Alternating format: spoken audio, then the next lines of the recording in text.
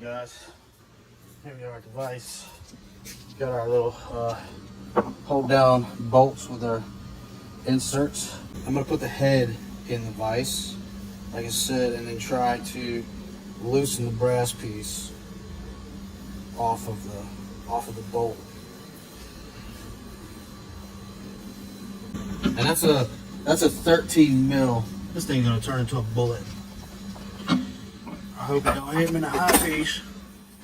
I have misplaced my eye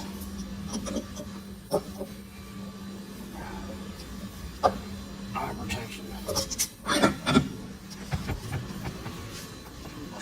And this is not gonna work. I can already tell this is not gonna work. Oh, wait a minute. Hey, yeah, right. Yeah, that ain't gonna work. That thing is seized on there good and tight. Good and hot. Oh, look at that. I lied. It's coming off. Look at that. There you go, folks. And watch out for little splinters there. Shards of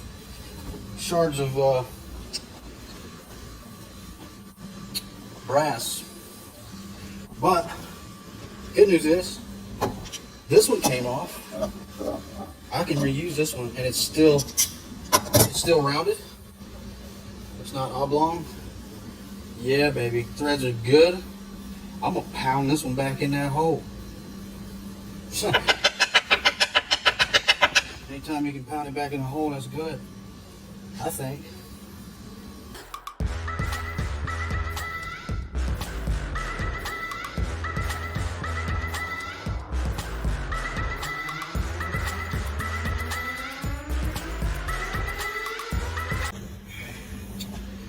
Watch out for the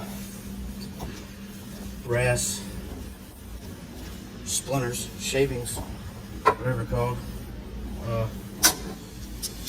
Shards. Yeah. When I was twisting, I sharded. Whatever. I feel good. Well, there you go. There's both of them out and reusable. Threads are good. And they hold tight. I'll tell you that much. And if you like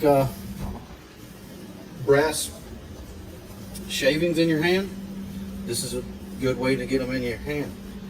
It feels real good if you're into that kind of stuff. Okay. So